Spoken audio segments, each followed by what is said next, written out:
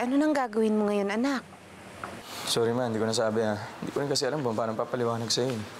Nako, o ayan, sobrang mo nung nasaktan si Trish. Maayos mo pa ba?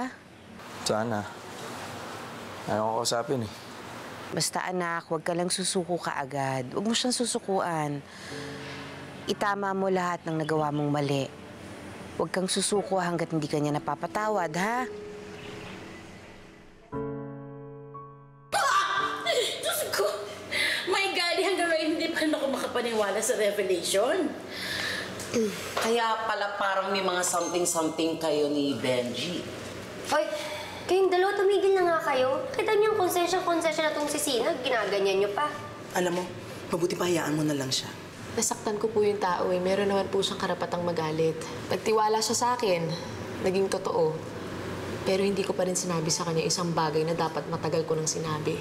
Eh, paano mo nga sasabihin agad sa kanya? I-impacta siya! Kahit pa. Sana mas naging matapang ako noon. Eh di sana, hindi nangyari lahat ng to. Uy, Bessie, saan ka punta? Kailangan ko na kausapin si Trish. Teka lang, gusto mo ba masaktan? Okay lang po kahit saktan niya ako. Kung yun ang makakapagpagaan ng loob niya, okay lang. Tatanggapin ko po yun. Pero kailangan ko siyang kausapin talaga. Bessie, wait! Uy! Ay, naku, ang kulit talaga nito. Maya-maya, ang daming pasanyan.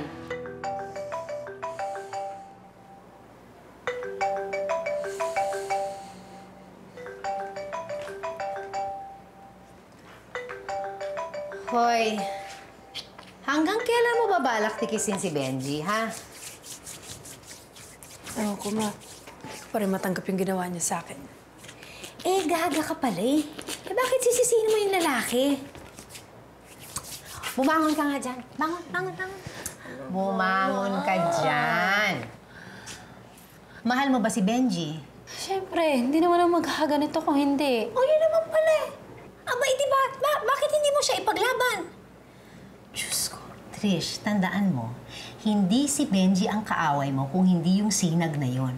Aba, hindi naman siya kagandahan para ipagka-insecure mo.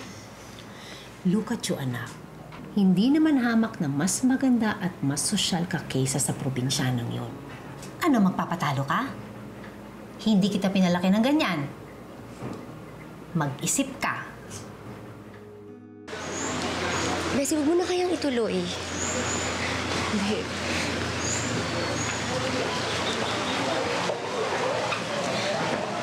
Kapal din talaga ng mukha mo, no? Ay, gusto ko lang po sanang makausap si Trish po. Sa palagay mo, kakausapin ka ng anak ko pagkatapos ng ginawa mo sa kanya? Gusto ko lang po magpaliwanag po sa kanya. Kasi po yung pagkakaibigan po namin, ayoko po sanang masayang eh. Pagkakaibigan? Ano bang pagkakaibigan ang sinasabi mo? Eh, hindi ba inagaw mo ang boyfriend ng anak ko? Oo, tama yung narinig nyo. Itong si DJ Sunshine. Oo, inagawan niya ng boyfriend ang anak ko.